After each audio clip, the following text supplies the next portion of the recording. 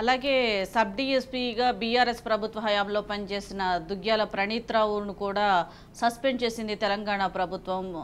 అదే ఫోన్లు ట్యాప్ చేశారనే విమర్శలు కూడా వచ్చాయి. దానికి సంబంధించి నిన్న మనం మాట్లాడుకున్నాం ఈ సబ్జెక్టు. అయితే ప్రణీత్ రావు విషయంలో ఆయన ఎస్ఐగా మొదలైన దగ్గర నుంచి డిఎస్పీ అయ్యే వరకు ఆయన ప్రస్థానాన్ని కనుక చూస్తే చాలా రకమైనటువంటి అనుమానాలు వస్తాయి. ఆయనకి ప్రమోషన్ ఇచ్చే క్రమంలో కొన్ని ప్రాథమికమైనటువంటి నియమాన్ని పాటించలేదంటూ ప్రమోషన్ లిస్ట్లో ఉన్నటువంటి వాళ్ళని కింద ఎక్కడో ఉన్నటువంటి వాళ్ళని తీసుకొచ్చి పైకి వేయటం ద్వారా దాన్ని అంటే బైపాస్ చేశారు అనేటటువంటి విమర్శలు ఉన్నాయి. ఇవన్నీ పక్కన పెడితే ప్రణీత్ రావు మీద వస్తున్నటువంటి తీవ్రమైన ఆరోపణలు, దాని మీద తెలంగాణ రాష్ట్ర ప్రభుత్వం కేసు కూడా బుక్ చేయబోతోంది. అంటే ఆయన ఇంటెలిజెన్స్ చీఫ్, మాజీ ఇంటెలిజెన్స్ చీఫ్ ప్రభాకర్ రావుకి, అట్లాగే ప్రభాకర్ రావు తర్వాత రిటైర్ అయిన తర్వాత కూడా కొంతకాలం కొనసాగారు.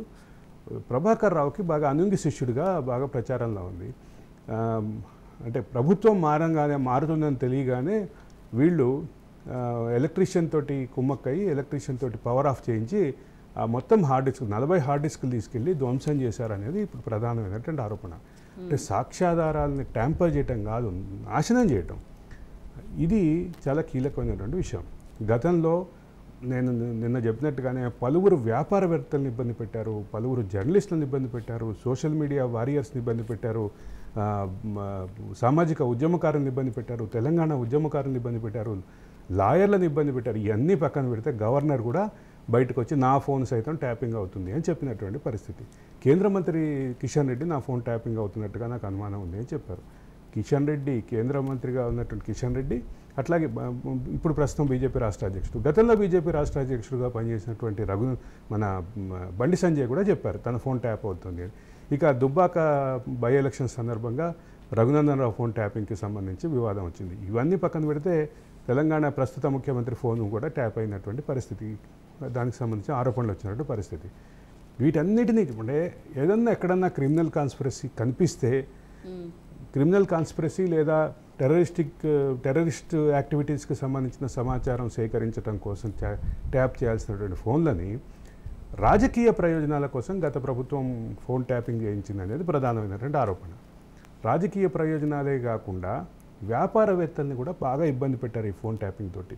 వాళ్ళు చేయబోతున్నటువంటి అంటే ట్రాన్సాక్షన్స్ని ముందే ట్రేస్ చేసి దాన్ని తమకు అనుకూలమైనటువంటి బ్రోకర్లకో లేదా ఇబ్బంది పెట్టడం ద్వారా రకరకాల ప్రయోగాలు చేశారు. దీని విషయంలో చాలామంది పాత్ర, చాలామంది ప్రమేయానికి సంబంధించినటువంటి క్లియర్ కట్ ఆరోపణలు ఎవిడెన్స్లో ఉన్నాయి. వీటన్నిటినీ కూలంకషంగా తీసుకుని మొత్తం వీటన్నిటినీ చూస్తే చాలా పెద్ద పెద్ద పేర్లు బయటకు వస్తున్నాయి. నాకు తెలిసినంతవరకు, నాకున్న సమాచారం మేరకు హైదరాబాద్ చుట్టుపక్కల 2 కమిషనరేట్లో ఉన్నటువంటి గతంలో పనిచేసిన కమిషనర్ల మీద కూడా ఈ వివాదం చుట్టుకోబోతోంది. ఇక్కడి నుంచి మొదలు పెడితే చాలా రకరకాల ఆరోపణలు ఉన్నాయి. ఈ ఆరోపణలన్నిటికీ కంక్లూజన్ ఎప్పుడు వస్తుంది? దీని మీద క్రిమినల్ యాక్షన్ ఇనిషియేట్ చేసి పూర్తి స్థాయి దర్యాప్తు జరిగినప్పుడే వస్తుంది. అదే దిశగా రాష్ట్ర ప్రభుత్వం ఉంది.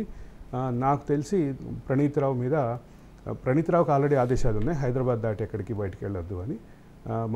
ఆదేశాల మేరకు ఆయన పైన క్రిమినల్ యాక్షన్ ఇనిషియేట్ అవుతుందనేది నాకు ఉన్నటువంటి సమాచారం. క్రిమినల్ యాక్షన్ ఇనిషియేట్ అవటంతో పాటు ఇక దాని చుట్టూ ఉన్నటువంటి, నేను నిన్న చెప్పినట్టు ఇది తీగలాగారు, డొంక అంతా కదలబోతోంది. ప్రణీత్ రావుగా చూడొద్దు. ప్రణీత్ రావుని ఒక మొత్తం జరిగినటువంటి ఫోన్ ట్యాపింగ్ వ్యవహారానికి ప్రతినిధిగా చూడాలి. ప్రతినిధిగా చూస్తేనే మనకి ఇక్కడ ఉన్నటువంటి కాన్స్పిరసీ అర్థమవుతుంది. ఇక్కడ ఉన్నటువంటి ఈ మొత్తం ఆలోచనలు, దీని వెనుకున్నటువంటి ఫ్యాబ్రిక్, ఈ ఫ్యాబ్రిక్లో ఎవరున్నారు, ఇవన్నీ ఎప్పుడు క్లారిటీ వస్తాయంటే ప్రణీత్ రావు పట్టుకొని లాగుతూ ఉంటే మొత్తం అంతా డొంకంతా కదులుతుంది.